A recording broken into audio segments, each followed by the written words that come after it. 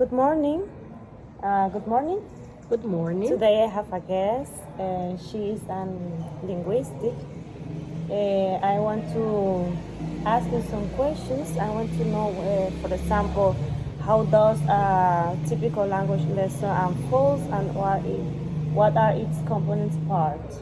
Well, a typical language lesson usually starts with an introduction or warm-up activity to engage students, followed by the presentation of new language content, practice exercise to reinforce learning, and a conclusion or review of the lesson objective.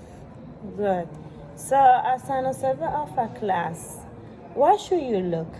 Well, me as an observer of a class, for me it's essential to look for students' engagement, teacher-students interactions, classroom dynamics, lesson structure, teaching techniques, and students' participation to assess to the effectiveness of the lesson. Yes. And what is the difference between an approach and a method? Well, the difference between an approach and a method in language teaching lies to the broadened philosophy of theory approach versus the practical application of a strategy method. For example, the communicative language teaching approach emphasizes communication while the silent way method focuses on the learned autonomy through self-discovery. Good. So, according to the task-based language teaching, what are the main characteristics of an effective task? Task-based language teaching emphasizes real-life tasks that engage learner in magnificent language use. The main characteristic of an effective task include relevance to learner's life, clear objective, opportunities for communication, and feedback on performance to promote learning. Okay. Um, what do you think what kind of tasks and activities are appealing and challenging for teenagers?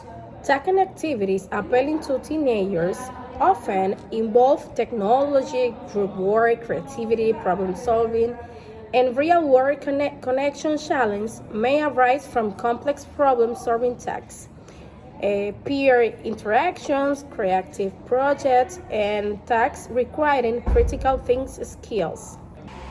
How does a typical language lesson unfold, and what are its components? Well, the first things that I do in a class is the warm up. I play a short video in the PDI for the students. Then I give them the objective of the class, the content that we're going to work. And the content, the parts of the class are the following: the objective, the content, the time, the closure and assessment. So, as an observer of a class, what should you look for? I'm looking for if the teacher implements and follows the lesson plan. If he or she uses technology or implement different activities to enhance the student attention, how the teacher control the students' discipline, and so on. What is the difference between an approach and a method? And provide me some examples.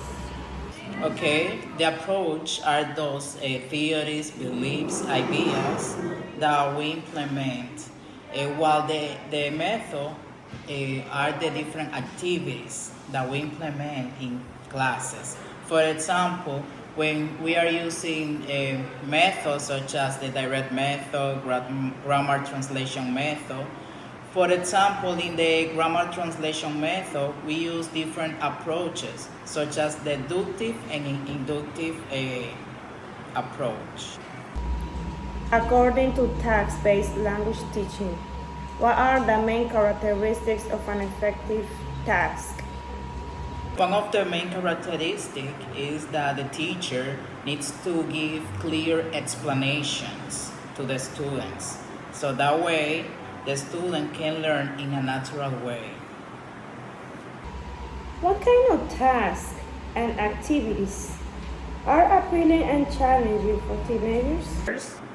Those activities that we can implement as a teacher that teenagers like, for example, role play, group work, pair work.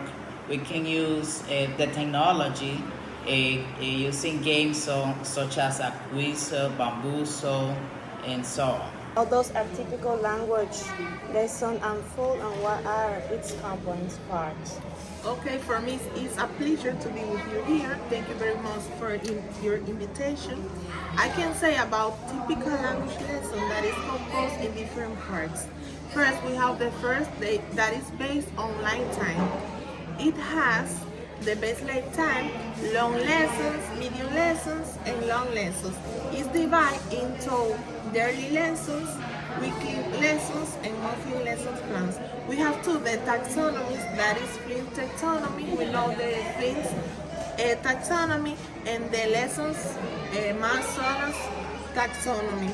And we have the that is based on tasks in sequence. We have class on sequence that is divided into different moments at the beginning, at the development, and at the end. Okay, that's nice. I like that answer. What about as an observer of a class? What should you look?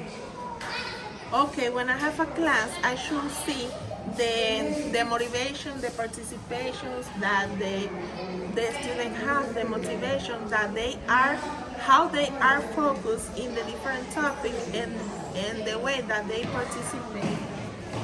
Nice. You know that I have I don't know how to say it, but I am a little confused about an approach and a method. Can you tell me what is the difference? Okay, the difference of approach and methods is that the approach is the way and the situation in a contest. When we learn the student with a situation, with a topic, and the approach and the methods is the way that we put the approach into action. And for example, an approach is physical, difficult office of psychology in the school. We have the environmental pollution and some stuff. And for the methods, we have lexical methods and linguistic audio bilingual methods. Okay, good. So according to the task-based language teaching, what are the main characteristics of an effective task? Okay, for we to have an effective task, we should be rooted in difference between appropriate language objective. We have to be fit in for a purpose. We should have be based in the right level of the student, and we have be engaged in the different type of learners. Okay, good. What kind of activities are appealing and challenging for teenagers? Okay, some of activities that they can enjoy are a movie festival, a science fair, fashion show, sport mini tournaments, festival dancing, and some other activities. Okay, thank you, Leonardo, for being here today with me. Okay, thank you very much. Bye.